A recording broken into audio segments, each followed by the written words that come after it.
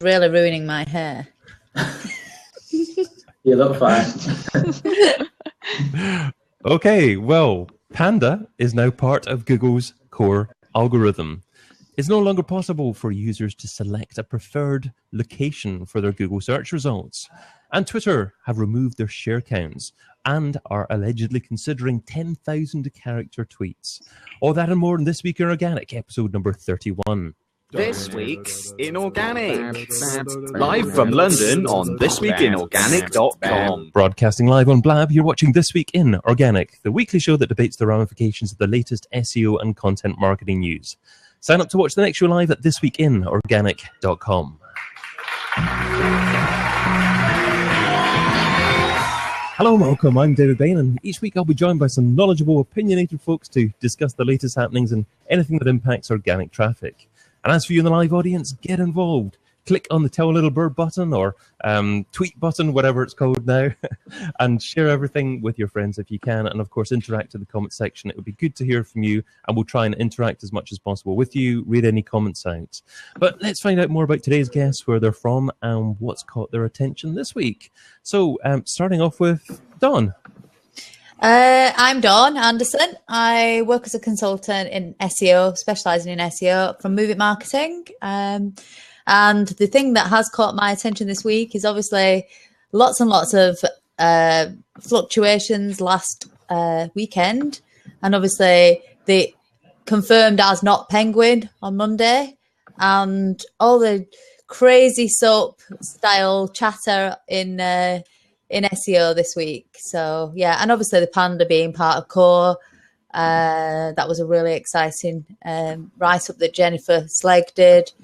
So really it's just, we're not going to be short of conversation, let's put it that way.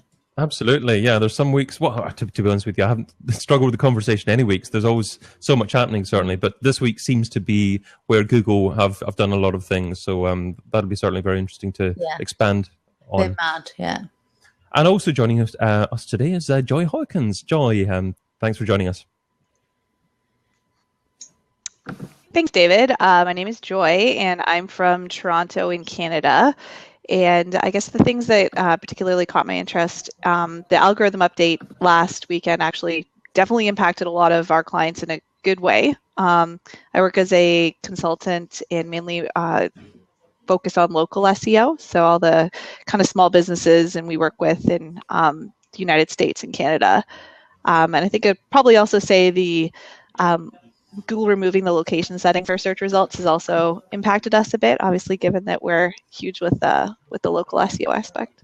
Right, okay, yeah, that's an incredible thing that's happened, certainly, or potentially having a big impact for all those agencies that have a lot of local clients. So be very interested to hear your perspective on that and how it perhaps may impact how you go about being able to service clients and perhaps predict or have a look at where rankings are in different locations. But also joining us today is JJ Grice. Hi, JJ. Hi, yeah, I'm JJ. I'm an SEO strategist at Branded Free, based up in Leeds. Something that's caught my particular attention this week has got to be the algorithm update this weekend.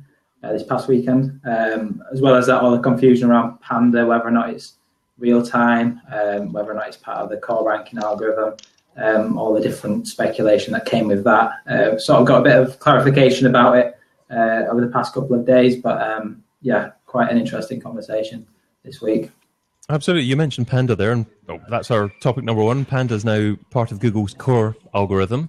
Over the past few days, Gary Iles has confirmed that Panda has now been baked into Google's main algorithm. I'm not sure Google's been doing baking pandas, but no. What's your immediate thoughts on that, JJ? Yeah, I mean, my thoughts are that, in essence, it doesn't really change much from my point of view. It still very much remains the same in terms of what Panda actually sets out to do.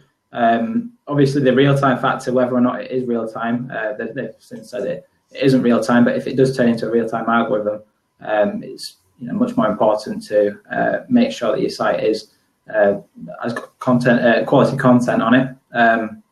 But in terms of the strategy, in terms of making sure that your site has content that is useful to users, it still remains the same in terms of your goals and your objectives in SEO. Yeah, it's funny that Google have seemed to announce these ones. In the past few months, they haven't announced that much, but also they've said in the past that they tend to do little algorithm updates, just about every day anyway. So it's funny that there seems to be focus on this one. Dawn, have you noticed any significant jumpings or declines in rankings for any clients or anything like that? No, simply because my main focus, and I would say the focus of anybody that I kind of tend to want to associate with, is just to try and always work towards producing stuff that really is useful meets needs, if you like. I'm a big fan of the whole moments that matter. The whole in Google, I think with Google, there's a lot of talk around the whole moments that matter. And I think if you can work your organic strategy in with trying to be there when people need you. So matching, if you like, transactional queries with transactional pages and informational queries with informational pages, etc. I think you're kind of going to go in the right direction regardless of the rollout of things. So I haven't seen anything particularly negative happen. I've seen some fluctuation in positive directions, but I've always taken a very kind of cushioned approach anyway. So we don't tend to sort of just hang our whole strategy on 2 keywords, if that makes sense. Absolutely. So yeah, no, but I've read obviously a couple of the more in-depth data supported analysis. Stephen's just had one, hasn't he, from Branded 3 that I've just been having a look at, and Bartos from Elephant, he did a really deep analysis. So those are the sorts of things really that I'm interested in reading about, those that are data supported, if that makes sense. Yeah, I like your phrase moments that matter as well, because that obviously means that it's a relevant page to users, but it doesn't necessarily say that it has to be a lot of content. Does that mean that to appeal to the Panda, you don't have to think of publishing a certain quantity of content, and it's more about actually getting that user experience? Absolutely. If somebody wants to buy a pair of red shoes, they probably don't want to know the history of red shoes, or, how were red shoes created, or they want to see a selection of red shoes with some information, prices, discounts available, etc. So it's kind of meeting buying. I'm not saying just have a thin page with one picture and a buy now button, but I'm saying that people are not necessarily interested in on that page seeing the wrong type of content that meets the query that they've had the intent to search with, if that makes sense. Absolutely. Joy, what are your thoughts on this one in terms of Panda? Are there any specific ways that it especially impacts local businesses compared with businesses that are trying to target a global audience? Yeah, so in my experience, I actually don't find Panda really impacts local businesses the same way that it does other sites. Like I find it more impacts, bigger sites like forums or e-commerce sites or things like that. We haven't actually run across a business that we audited that's had a Panda penalty at all. So I'd say the impact is fairly little. From what I've seen, most of the businesses we work with don't actually have a ton of content when we first kind of start working with them. So we usually are the ones to kind of build content for them. And usually it's all very clean and very white hat. So I'd say I just haven't seen Panda impact a lot of local businesses up to this point. Okay. Unfortunately, you're cutting out just a slight bit there. You're decent audio quality when we can hear you, but occasionally you're just cutting out. So we'll keep you in there, and hopefully that's not going to be an issue moving forward. But I'd like to come back to this moments that matter phrase that Don brought up. How does a business actually practically create a moment that matters on their website? Okay, so the business doesn't create the moments that matter. It meets a moment that matters in somebody's search. So say somebody. Well, there's some really interesting stats about it that talk about, for instance, that people are searching on their iPad and they're searching to answer a query when they're in the middle of a task. So, for instance, I'll give you an actual practical example. My husband is really bad at wrapping Christmas presents, and I needed some help this Christmas because I was working to, I'm doing a master's and one thing and another and working as well. And I said, oh, you could do with doing the Christmas presents, but he's so appalling at it that I said, oh, just go on YouTube. And he literally went on YouTube and wrapped the most amazing Christmas presents after watching a video. So there's huge amounts of evidence to support the fact that people actually they need something right now. Yeah. And there's also evidence that says you can even beat your competitors by actually producing something that's the most relevant content at the right time to meet that person's need. So effectively, for me, people should be structuring their content in such a way so that it's really easy to find the information that you need. I always think if you structure your site like a library, it's well organized, easy to find things. Google can find things, organize things, and it's useful content and not just spam filled. You know, that's what I mean. So it's moments that matter, being there with the right answer at the right time to meet an actual moment in somebody's life, if that makes sense. Yeah, absolutely. There's a huge amount of stuff. There's this whole section called Thinking with Google. There's loads of research that they've done around moments in e-commerce, moments in travel, moments it's well worth anybody looking at. Yeah, and it's, you know, if you could share that section, Thinking with Google, that'd really help people. Absolutely. Okay, well, I mean, we'll certainly include that within the show notes on the replay page. Yeah.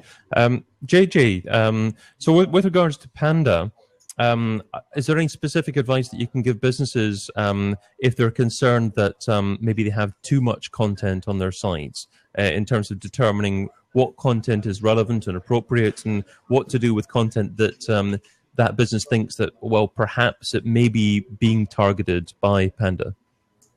Yeah, what I would encourage is the fact that I know a lot of people, when it comes to Panda, they see it as an algorithm that targets, thin content, like you said there, content that just simply isn't useful to users. Before you remove any content from your site, you've got to work out whether or not that content has previously ranked for keywords, whether or not there's an opportunity to repurpose the content rather than just killing it completely off your site. Because 9 times out of 10, you'll see it and you'll hear a lot of opinions whereby people are just suggesting you remove pages from your site when actually a lot of the time you can just repurpose that content, bring a bit of freshness to the content, and that way you can turn it around in terms of its quality. Going back to the moments that matter and intent in general, you'll find with the big keywords, take for example car breakdown as a keyword.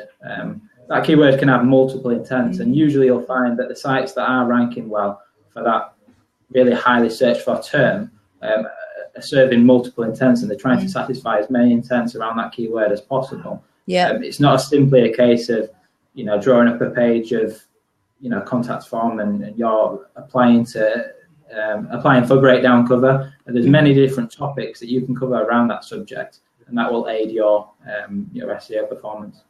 Yeah. Absolutely. Yeah, and intent is a massive word as well, and it's intriguing because obviously Google are trying to segment people by intent as well. And if someone types in car breakdown compared with someone else who types in car breakdown, there's the potential that they're going to get different search results based upon their search history and what Google thinks they're looking for as well. Yeah, absolutely. Yeah. So in addition to Panda, both Gary Iles and John Mueller have confirmed that Google have also updated their core algorithm. So, I mean, based over the last few days, is there something different to just the addition of Panda? JJ, or Don, you were just about to say something there. No, it's all right. No, I know that JJ's, I don't know whether you've got Stephen's findings with you or that you can share with us. I know he's done quite a big analysis of it. Today, I saw something on LinkedIn a bit earlier. Yeah, admittedly, I don't think I've read it yet. He posted something last night that basically gave us. It was only today, I think. I just saw it fly past, but it's been a bit of a crazy day. But I think he felt that it was something to do with freshness. And for me, Google, I mean, I literally, because I was working on my assignment for my master's that had to be in like on Monday night, absolute deadline, I literally never moved off my chair from Saturday morning to Monday evening. And I spotted it was happening on Saturday morning. So obviously I was just in the right moment at the right time to kind of see everything that was happening all over the place. And what seemed to be happening was, when you look on SERPWatch versus the other aggregators or the collators of SERP Flux, so you've got like the likes of Mozcast and Algoroo and AccuRanker, etc., that kind of gather everything globally into one pot, and you see like a kind of average temperature. I was looking on SERPWatch that actually you're able to filter it by desktop or mobile device and also by vertical. So obviously a vertical in finance is not going to be measurable with a vertical in, say, shopping, because they have like different levels of tolerance, different types of content, etc. So it's almost like they need to compare apples with apples. And you can almost see like verticals being impacted in countries and on devices in kind of like a Star Wars type effect. I gathered a load of screenshots that are on my Twitter, etc. It was really quite compelling, to be honest. But I did notice that there seemed to have been some kind of breakup of clustering on some of the, you see some big brands that also almost hog positions 1, 2, 3, 4, 5 on some of the terms. I saw a bit of breakup on that. I wondered whether that was being impacted. Definitely for me, something on mobile. Also, I know that Bartos felt it was something to do with brands. I think really we kind of all got our theories, and it's a little bit too early to say anything too concrete. And those, that's just my view, really. So don't take it as it's not confirmed. But you said big brands, mobile freshness. Freshness does is quite interesting. I remember back freshness is really important. Yeah. But I remember back in about 2010 or so when Google brought out caffeine, and prior to that, you had lots of people going to Twitter for the latest news because Google were just not delivering the latest content at all, and they were really, really bad at doing that. And obviously, they recognised they had to get better at that, but they're not perfect, and maybe they're having another go at doing that. Well, they're like any organisation; they're always constantly looking to improve the way that they do things. And for me, I can see ultimately that they want to produce the best results that they possibly can do. And if you've got a site that's constantly changing, you're going to get a lot of visits from Googlebot, as far as I'm concerned. Joy, have you got any thoughts on the updates or the alleged core, or I suppose it's been confirmed core algorithm updates over the last few days? Yeah, we saw a lot of businesses move up in ranking. It was only a couple positions though for most businesses, so it wasn't like a massive increase. But we did see like a lot of positive change, and I think it's a confirmation that just if you're using a variety of different signals and trying to kind of increase ranking by doing a bunch of different strategies instead of just getting more links, for example, that seems to be really paying off long term. The client I'd say that we saw the biggest increase on was a client that was in the kind of the recruitment industry, and he had previously had like a penalty, had a lot of bad backlinks. Back in the fall, we had gone through and done a big cleanup for him and disavowed a lot of links, and he saw a really big lift, which kind of made me think that maybe links had a lot to do with this update, but others are saying the opposite. So I think it's a combination of a lot of things. Okay. So, I mean, if it was to do with freshness, and you'd a few different clients, obviously, as who you were working for, JJ, I mean, what are some of the things that a business could do to try and ensure that they do continue to be ranked if Google are encouraging content that is fresher to be ranked? Yeah, I think it mainly applies to publishers. I mean, this update that rolled out of the weekend, you'll have probably seen the search metrics winner and losers list. A lot of the losers came from publisher sites. So there was The Atlantic, New Yorker, actually American-based publisher sites.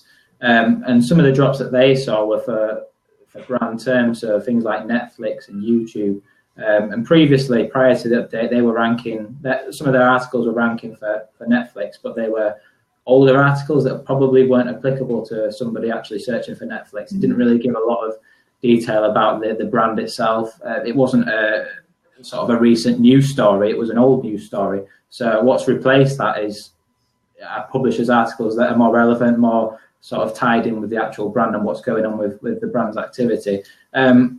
Something I will say as well is the fact that I don't think that this latest update was as significant as what people are sort of trying to suggest. There was an update at the back end of November that wasn't actually confirmed, but certainly from my point of view, that update was much more significant. I mean, some big retail brands saw drops over the course of the last week of November, and then conversely, some saw big increases in visibility. I don't really like naming out brands, but I think Howden's, the kitchen provider, and there was also quite a big drop for Victorian Plumbing as well, who saw quite a big drop during that latter week of November. So to me, that was a more significant update. It didn't just focus on terms that were ranking second, third page. It really shifted rankings on that first page, between position 1 and position 5, where, as we know, a lot of the traffic goes to.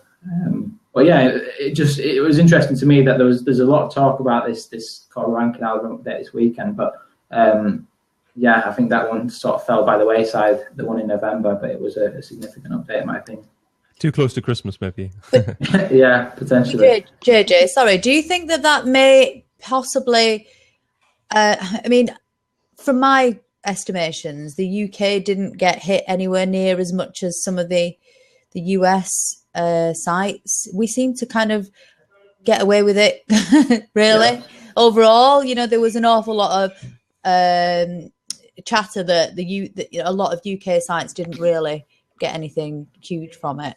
So maybe we're just underestimating the impact that it had here because we haven't seen, the impacts in Australia or Canada, etc., so on. So I mean, do you think the algorithm's any different? Because some people think that it's simply a case of there's less competition in the UK compared to the US and less competition in Australia compared with the UK. So if you do SEO in Australia, then generally you're more likely to still be successful by using older tactics, but it's not necessarily anything to do with Google's algorithm, but maybe just less competitors and Google's less able to penalize websites if they have certain tactics that they don't like so much. What are your thoughts on that one, JJ? I think you're right in that they struggle with sort of markets that aren't as competitive. So you pointed out to Australia there. Yeah, it's difficult to say really. I mean, I don't really personally work with any clients. I mean, most of my clients are UK based, competing in UK search results. So I don't really, in that perspective, I'm quite ignorant in terms of other markets really. I don't really check on the Australian market, the US market as much as I do the UK. But like I said, from my point of view, it was the November update. Like I said, it wasn't confirmed, but there was some definite movement at the back end of November. I think Glenn Gabe covered it. There was also, I think the Search Engine Land also reported on it, but yeah, there was no official confirmation. It's a chicken and egg situation. Is it Google or is it the market? Which one came first? I mean, SEO is different primarily. SEO is fundamentally different in some countries compared with others. Some countries are spammier than others. That's just so. Obviously, they're gonna have to fight different fires with different equipment. So for me, you're not just talking about the fact that obviously Yandex and Baidu. No, I'm talking about just different countries. SEO is at different stages, if you like, of development in different countries, I mean, it's like you can't compare. You've got to compare apples with apples. So for me, they have to build algorithms that are suited to that environment, if you like. And for me, there'll also be algorithmic filters for different verticals.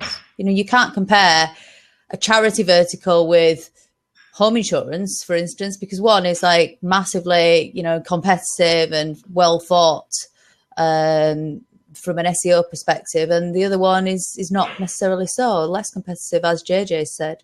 So for me, yeah, they'll definitely have filters that depend on the vertical, the country, the device, etc. Different knobs, if you like, that they switch up and down. Well, we've got quite a few people watching live, so you're not saying too much in the chat, so maybe you're enthralled by the quality of the conversation going on. But if you've got any thoughts that you'd like me to read out in relation to what's being said, it'd be great to hear from you. But let's move on to topic number 3, which is Google have removed the facilities to manually select location for search results. But is this aimed at users or users of their search results? Joy, what are your thoughts on this one?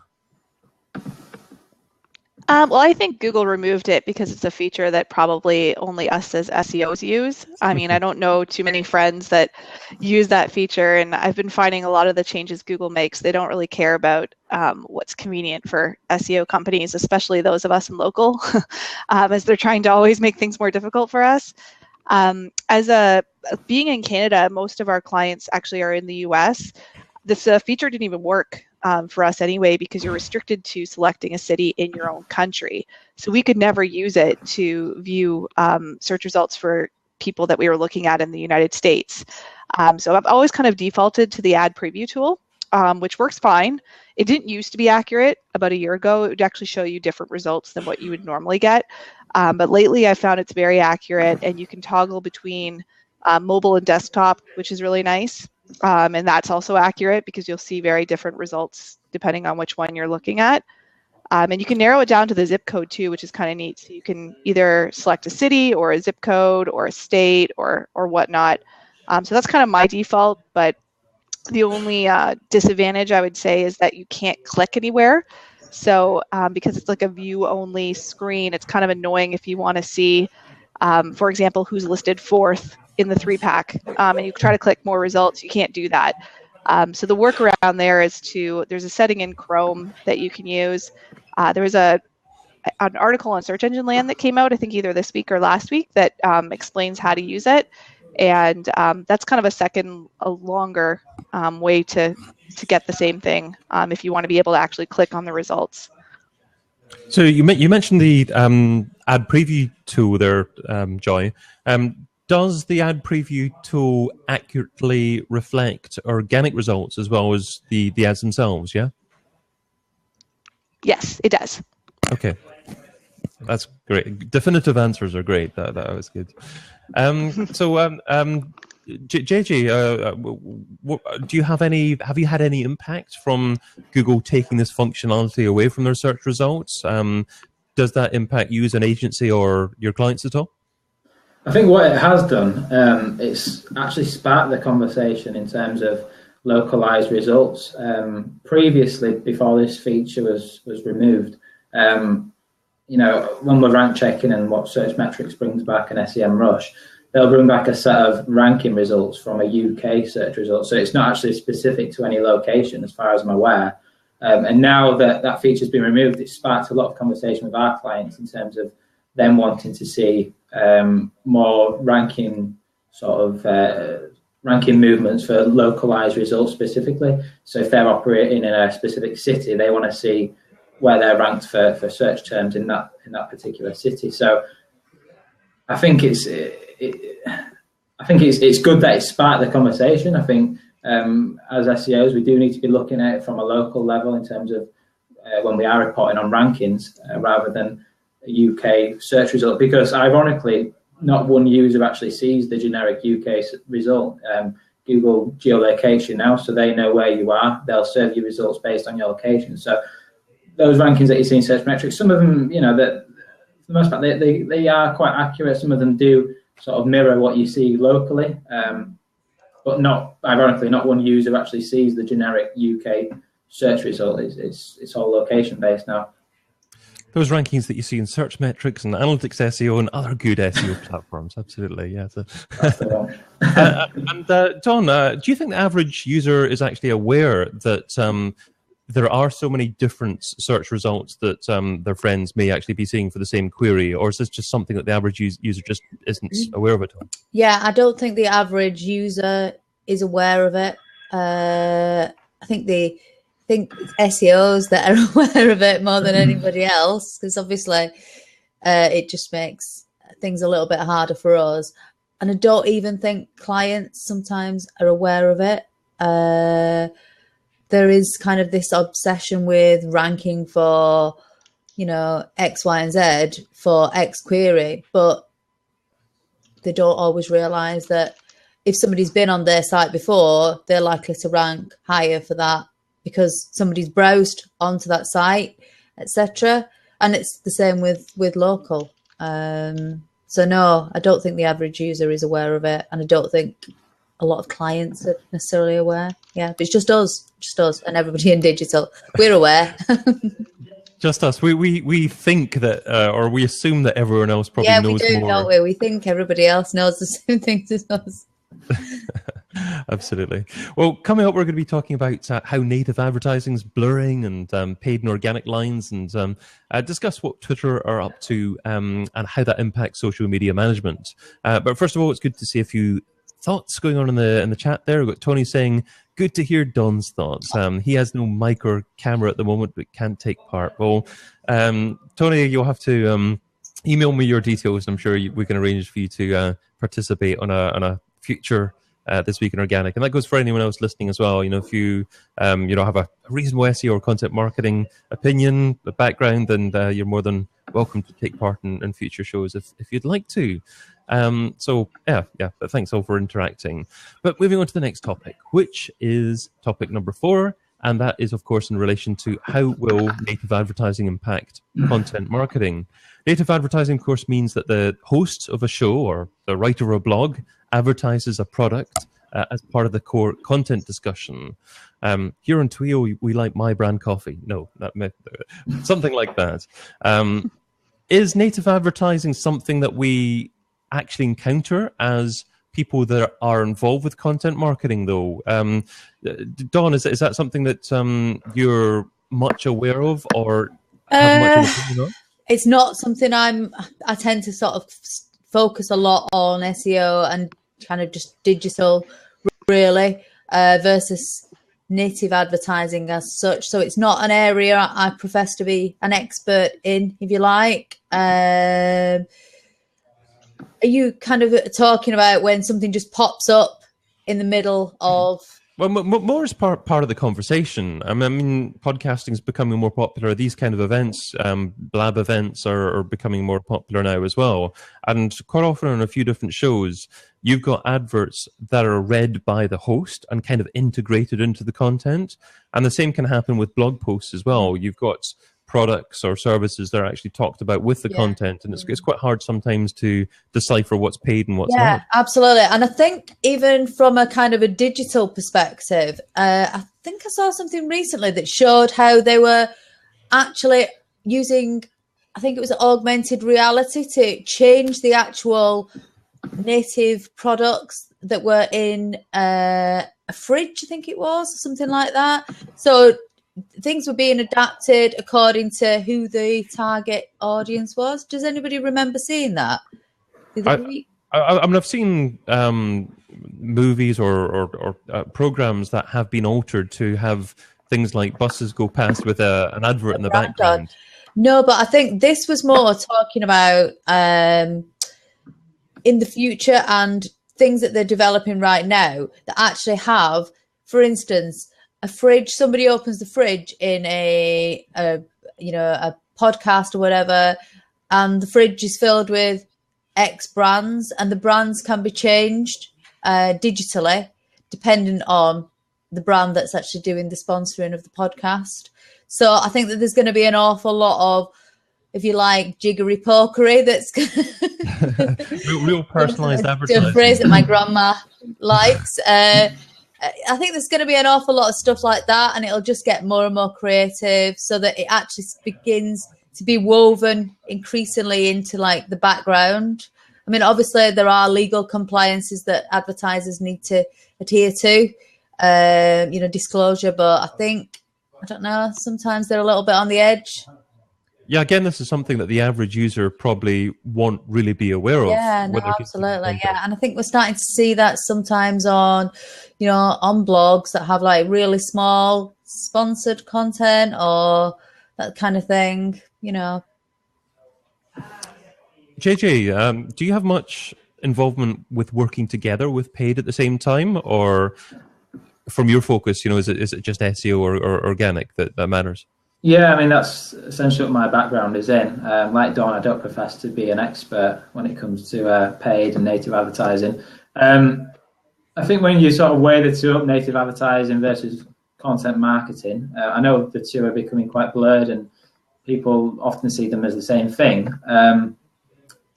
What I would say, it kind of comes back to your KPIs. So if you're looking for engagement and if you're looking for just general awareness, then native advertising might be the sort of channel for you. With that, it's obviously expensive. I know BuzzFeed, for example, there's an article not so long ago that spoke about how costly native advertising can actually be for a company. I know BuzzFeed, it's about $100,000 you need as a minimum spend if you are going to take up native advertising with BuzzFeed. So it can be really costly. When it comes to promoting content, I mean, PR is obviously something that we involve ourselves in as SEOs, and I think it's an effective way to promote content. It's not as costly, it doesn't have to be as costly. And yeah, it comes back to that whole cliche about telling a good story and getting people to talk about what you've got to say or the content you've written. Joy, do you integrate paid advertising as part of your services as well?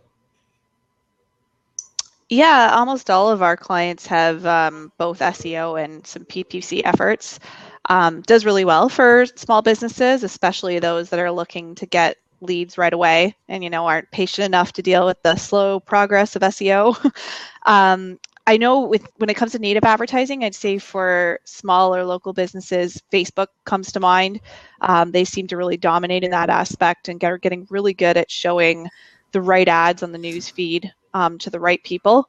So we've seen some success there. And another one that comes to mind would be Yahoo. I know last year they were really excited about Yahoo Gemini, which is a local advertising platform that serves ads in the newsfeed on Yahoo's homepage.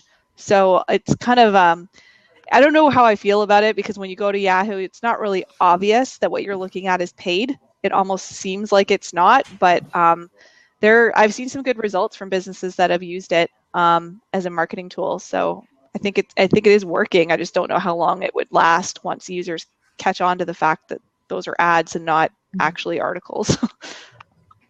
We've got, I think JJ's friend just joined in, giving him lots of props live here on live. I don't know. I have no idea. Wow. I was going to say, David, I don't know whether I'm a huge fan of this whole integration with native advertising and emails. It almost kind of feels, you open your emails and they're all really, really highly targeted at you. It kind of almost feels, from a user perspective, a little bit intrusive almost. And I know that that's not necessarily to do with SEO, but that's just me putting my two penny in about native advertising kind of crossing the line almost. Yeah.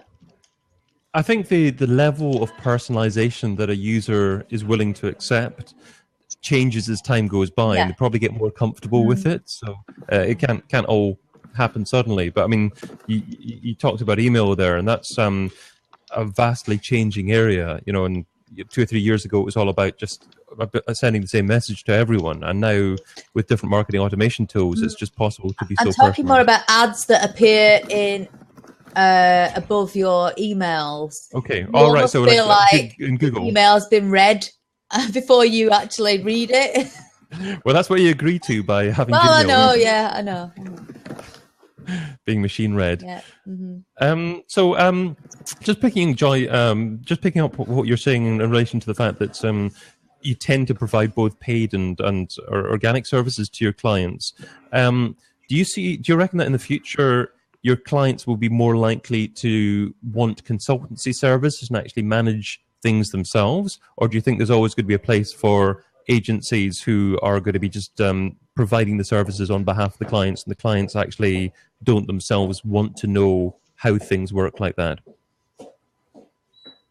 I'd say there's definitely still a lot of opportunity for people to hire agencies. I think if Google was to stop releasing updates, then people could figure out how to do it themselves.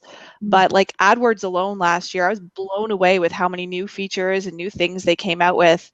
And for a regular business owner to keep on top of that and then know how to actually implement all that stuff, I mean, it's a lot of time. And time is money. So I think these people are way better off doing what they're good at. You know, if they're a plumber or electrician or a realtor, like that's their expertise. You do your expertise and I'll do mine. And I think that's kind of going to be the future. I don't see it becoming easier for them. Yeah, it's a great point, because I mean, there's so much happening in every platform. It's impossible for business owners to actually do things optimally as well, because perhaps they could run a campaign, but they could run a much more efficient campaign if they had a specialist doing it, I suppose. Mm-hmm. And I'll give you an example. Sure. Yeah, I was just going to say a good example of one. We had a client that was a party rental place, and we had to take a look at his AdWords account, and they were targeting the keyword Mario Party because they were thinking they had people dress up as Mario and come out to the party, and you could hire them. But he had no idea that there was a video game called Mario Party, and spent thousands of dollars on that keyword, got no conversions as a result. So it's always good to get a second pair of eyes. So not only are you participating by talking, Joy, you're also actually leaving great comments here. You're saying that SERP.watch is a really awesome tool. Thanks for mentioning. So it's good to share those links within the chat section as well. People who are listening to the replay, the audio replay of this, are maybe missing out on that. So you have to join us live for the next show. But I reckon we should move on to the last topic, which is Twitter have recently removed their share counts. They've also indicated that they may consider 10,000 character tweets, and they've integrated Periscope live streaming directly into timelines. So how will Twitter usage evolve in 2016, and what does this mean for social media managers? Dawn, what are your thoughts on this one here? I think if they integrate, the 10,000, I don't know whether the 10,000 character change is a good idea. For me, Twitter is very much about being on the fly, coming out with quick comments, etc. Is very engaging, very interactive. I don't know. I just think it's something that big. It's just going to really slow everything down and turn it into almost like a, it's just going to not be very social, if that makes sense, because people won't be able to engage very quickly. Yeah, the immediate thing that came to my mind was, if they did that, Twitter would just be turning into Tumblr, an online blogging platform, really. Jack Dorsey, the CEO, he was, he didn't exactly say 10,000 characters, but lots of articles online used that figure, and he said that he still wants to actually retain that fast feeling of what Twitter is. And I was thinking, well, maybe an option could be for them to actually retain the 140 characters for the initial tweet, but perhaps for them to be expanding the amount of characters available for comments on that tweet to encourage more interaction on that. So I thought that maybe that was the way to do it. I don't know. Sure. I'm not convinced at all that this is a smart move. There's certainly there's so much happening on Twitter, certainly, and it will be very intriguing to see how it evolves in 2016. I think that's going to be a pivotal year for them, certainly. I don't think that Periscope has had the pickup that they were hoping for, and obviously they've now also got the moments as well that have just popped up. That's really good, actually. I don't know whether everybody's used that. I've seen it. I probably don't. Have you used it, JJ? Yeah. I used it this morning. Yeah, it's good, isn't it? It's actually quite a pleasant experience, but it doesn't seem to be. It seems almost like they're just dumping everything at you. So it needs a little bit more personalization for me. I don't know. I'm a big fan. I mean, I use Twitter quite a lot. Probably use Twitter more than I use any other social media channel. On Twitter more than I'm on Facebook, Instagram. So it looks quite bleak, I think, for Twitter. I know I read the other day that the share prices have fallen again. Usage is sort of stagnating. They're not picking up as many new users anymore. So it'd be a shame to see it kind of go off in the wrong direction. But yeah, I mean, they're trying, bless them. They're trying to kind of differentiate themselves. Yeah, no, absolutely. Yeah. So, I tell you what are your thoughts, Joy? I tell you what really is unbelievably useful. When you use it for paid social, the amount of targeting features that are available in that suite is just incredible. You can literally sort of drill down to, target conversation very closely. Again, it's pretty creepy, to be fair. But it's just, they've just got a really, really good suite of tools there. They're starting to come through. And as JJ said, it would, they are trying, and I just hope that they get there in the end. I think it's also good as well. I mean, it's still there as a sort of reputation management channel. I know customer complaints are often kind of channeled through Twitter. So, as a company, you still need a profile in place. I think it's good to reach out to your customers and to engage with them on Twitter.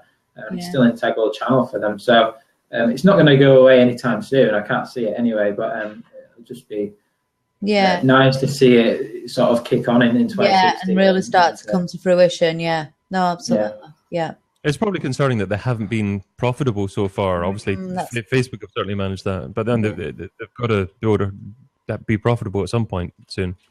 Yeah, no, bills to pay. There's always that in the end. That's what it comes down to. Joy, is the regular business owner likely to be a Twitter user, or are other social networks probably more relevant for local businesses? Yeah, not too many I deal with are on Twitter, but I know one thing I've been noticing is Twitter has been showing up a lot more in Google searches, and I've seen it on local searches actually showing above the 3-pack, which has definitely caught a lot of interest in the local SEO community. So, for example, State Farm, when I was searching on my computer, I saw tweets from State Farm's Twitter account above any of the local State Farm agents. Kind of puzzled me why Google would give it a higher ranking, but kind of something I've been keeping my eye on. Not really sure what to make of it yet. Maybe something to do with a recent deal between Twitter and Google? Might have something to do with that, yeah. Well, so yeah, I mean, there's so much happening with there. Periscope. Was it Don that you mentioned Periscope as maybe not having as much of an uptake as Twitter hoped for? I mean, they're certainly still banking on that because over the last few days they've integrated the live immediate stream as part of the tweet timeline as well. So people will see that immediately. But I guess there will be issues with the quantity of people seeing that, because even if you've got a few thousand Twitter followers, you're only probably going to get single figures in terms of people that see one tweet. And that's obviously where that live stream's going to be. Yeah. So did you have concerns about that being successful? I mean, you've kind of got to, when you building up your Periscope followers, it just doesn't necessarily follow that everybody that follows you on Twitter is necessarily going to follow you on Periscope or be there in that moment, etc. So I just don't know whether it's that joined up as yet. I tried it around Christmas time. We won't even go there. And because it kind of freaked me out a little bit, I thought, I'm going to have a go with this. And I don't know. It just, for me, I'm not convinced it's actually going to take off quite as well as they hoped. It just doesn't seem to be that integrated with Twitter. I mean, to me, Periscope is personal broadcasting and not really a conversation. Yeah. So it depends what you're trying to have. Yeah. And, you know, I like the medium of blab. Maybe that's me personally, rather than actually something that's right for everyone. But I think the big Goliath will be when Facebook start integrating live broadcasting and hopefully live conversations as well. And when brands can move into that could be very interesting. Yeah. Absolutely, yeah. Going back to Joy's point as well around the fact that Twitter is nowadays taking up much more real estate in Google due to the deal that they struck early this year, last year actually. Something that we did recently with a client was they had for their brand term, they had a sort of a bad result showing on the first page. So it was a bad review from a big site. And we ran a PR campaign recently. And because we integrated that with Twitter and we sort of had people share content through Twitter and using a hashtag with the brand name, Twitter and the tweets would show in the search results and it pushed down that bad result. So it can be useful for that too. If you do see any sort of results like that, you can do a blogger outreach campaign or just a general PR campaign and making sure that you're sort of tying that in with Twitter and engagement on that channel can work wonders. It reminds me what Kelvin Newman left us with when he was on our Christmas special, and always said that businesses should think of in terms of focus in 2016, in terms of a bit of a prediction, was be agile. And there's so much that's going to change in terms of technology, and what works now is not necessarily going to work in 12 months' time. No, absolutely, yeah. No, and again, as you said, I think tools like Periscope, tools like Blab, integrating them with things like, I don't know, Trello, Slack, etc. It kind of all just does tie together. So, absolutely, yeah. Well, I reckon that just about takes us to the end of this week's show. So probably just time for a single takeaway. Just have a think about what's been discussed and what our listeners should go away with in terms of as a thought and perhaps something that they should implement in their businesses. And then just finish off with your own contact details if you'd like to leave people with that. So let's start off with JJ. Yeah, put me on the spot there, David. Takeaway for me is comes back to that word intent. I think this core ranking algorithm update and the quality updates that we saw last year was very much around focusing on intent, making sure that your site and the content that you're producing is aiming to satisfy your customers' intent, answering their questions. I think that to me is essentially what quality content is. If you're being useful and if you're satisfying intent, then, and if you're doing that to a good standard, then you won't go far wrong. My contact details, if you just catch me on Twitter, it's JJ_Grice. That's where you can find me. That's where I am most days. Lovely, thanks, JJ. And Joy, thank you for joining us today. What's your takeaway and contact details as well? Yeah, so thanks, Don, for mentioning that tool that breaks down the search results by industry. There was another one that Tony here in the comments mentioned as well that mentions different industries. So just comparing even the two tools, I think it's really key that this algorithm seems to have made more of an impact in certain industries than others. Like the law industry, we have a lot of lawyers as clients, so it explains why I've seen so much of an increase. They have a lot of reds and yellows in these graphs in comparison to some of the other industries. Yes. So it looks like this most recent algorithm update really was specific to certain industries too, which is good to know. Yeah. Mm-hmm. And where can people find you, Joy? At joyannhawkins.com. Okay, lovely. Okay, well, hopefully we'll have to get you on Blab again at some point in the future, and people will be able to see your video, and we'll maybe have a better cable installed between Toronto and here, so we'll get a good internet connection. But thanks for joining us again, and also with us today was Don. Right, so what I would say is if you do get chance, read the search raters guide that Google published the other week. It's 160 pages. Have you read it all? Yeah, I have actually. Good. And seriously, that just says, look, there's two types of content on a page. primarily. One is the main content. That must be first and center what that page is about. This guide is given to humans, and humans sit there and look at a screen and say, yes, that matches this guide. Yeah, they score it. And then obviously algorithms are built so that machines can build that into, their learnings, if you like. Yeah. So just for me, read that, understand that there's main content, and then there's supplementary content, which is helpful additional content that will be useful and can help somebody on their next part of the journey. So primary content, and then something else that's also going to be useful to them. So read it, and it talks about mobile as well. So it would really be a good use of people's time, to be fair. Great tip. And where can people find you as well, Dawn? Yeah, they can find me at Dawnieando, DAWNIEANDO. Yeah, Dawn Anderson. Lovely. Dawnieando. Lovely. On Twitter, I'll include links to everyone's sites in the show notes there as well. So yeah, thank you all. And I'm David Bain, head of growth here at Analytics SEO, the agency and enterprise SEO platform with big insight. Sign up for a free demo of our platform at analyticsseo.com. And you can also find me interviewing online marketing gurus over at digitalmarketingradio.com. Now, if you're watching this show as a recording, remember to watch the next show live. So head over to thisweekinorganic.com and sign up there to be part of the audience for the next live show.